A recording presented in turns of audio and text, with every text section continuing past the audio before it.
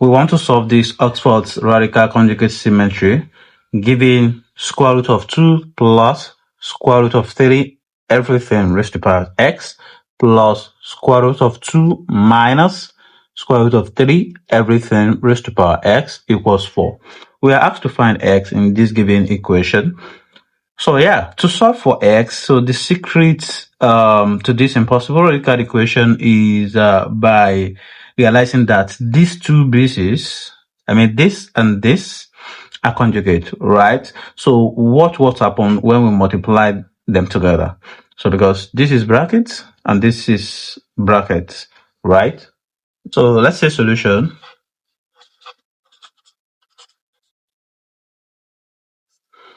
So what we'll tell you is that our first step is to recall this identity that says x. So we have x plus square root of y, right? So multiply by x minus square root of y.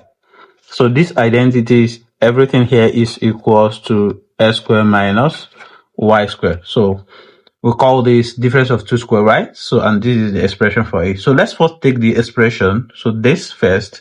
So we have square root of 2 plus square root of 3, right? So from here to do that, let's multiply this by square root of 2, right? So, and then we divide it by again square root of 2. So that means that we multiply this by square root of 2. Then again, we divide it by square root of 2. What this will become is, if you multiply this and this together, we are going to have square root of 4 plus 2 root 3 divided by square root of 2. So we are going to do something surprising and shocking here. So if you look at this, so you realize this is the square of an expression. So let's see of this expression. So we have 4 plus 2 root 3. So when we have this expression, this could be further broken into 3 plus 2 root 3 plus 1. So because this is 2 root 3 here, and 3 plus 1 give us 4, right? So now this could now be expressed as square root of 3 square, right, plus 2 root 3 multiplied by 1, then plus 1 square. Have you seen now? So this is expressed as what? Difference of realize that this is a square of an expression. Square of an expression. So therefore we have our 4 plus 2 root 3 to be equals. So now we now have the square of the expression to be square root of 3 plus 1 everything squared. So right, so if you look at this, you will realize that this is a perfect square. So for the other expression that has a negative, let's also deal with that. So which is square root of 2 minus square root of 3. So it's also a perfect square, right? However, let's go back to where we say the equation. So where we say square root of 2 plus square root of 3 multiplied by 2 divided by 2. Let's go back here. Like I said earlier, we should recall from this place, by rationalizing this, we are going to have our square root of 2 plus square root of 3 multiplied by square root of 2, everything divided by square root of 2. We are going to have it to be square root of 3 plus 1 divided by 2. So then we are going to have multiplied by square root of 2 divided by square root of 2. So by this now, if you multiply square root of 2 times square root of 3, we are going to have square root of 6 plus square root of 2, everything divided by square root of 2 times square root of 2 will give us square root of 4, and square root of 4 is given as 2. All right. So if you substitute the given equation, but let me note this particular equation. So if you substitute this equation for square root of x, plus square root of 2 plus square root of x in the original equation. So I made this. So we are going to have, remember, so for this will become square root of 2 plus square root of 3 divided by square root of 2, right? So, oh, sorry, this will not be there. So since this will cancel out this, so this is the expression we have. So we have this. For the other one that have negative, this will just turn to negative.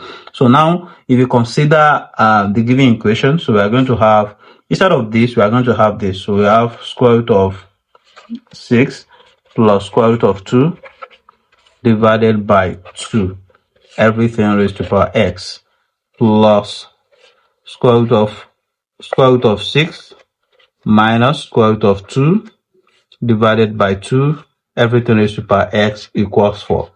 I hope you understand. Let me know in the comment section.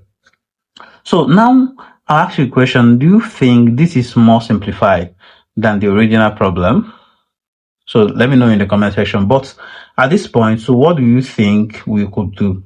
So let me know in the comment section actually. So, and before I move to the second method, so even though I did not complete this particular method, so the first method, so but I hope you forgive me for that. All right, so this will be our final expression. So but you can move for that. However, let's try to solve it with another method and see which one is more suitable.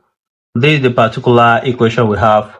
But what I will tell you now is that let's recall that if you have x times y, right? So let's say this is x and this is y.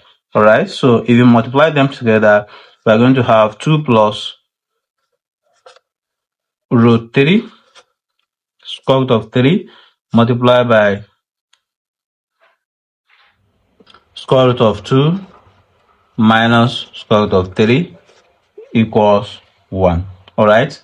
So this is because one of the two is reciprocal. So that means that b, or let's say I don't want to use x since x is in this power. So let's use a and b.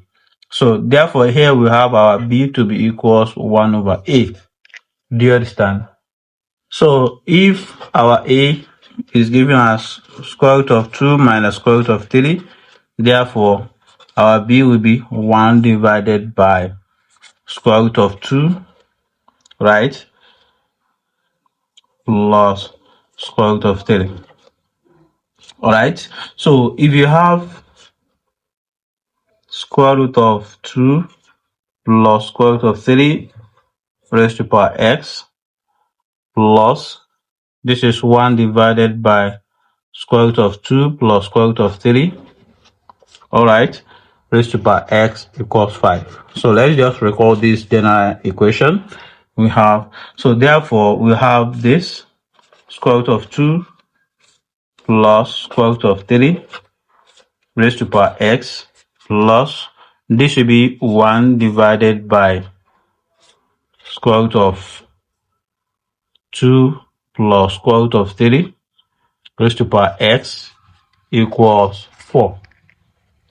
So now from here, let the square root of 2 plus root 3, so assuming we have it comma here and comma here, let's make it to be equals to y.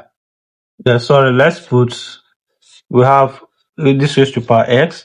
So now here we have y, right?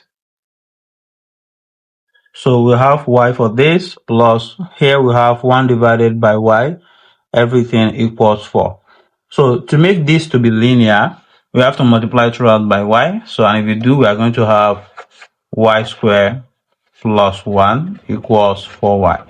So by arranging this, we will have, so by arranging it, we have y squared minus 4y plus 1 equals 0. So, and you observe that this is a quadratic equation. So if you solve this quadratically, maybe perhaps using general formula, so we recall that our y is equals to 2 plus or minus square root of 3.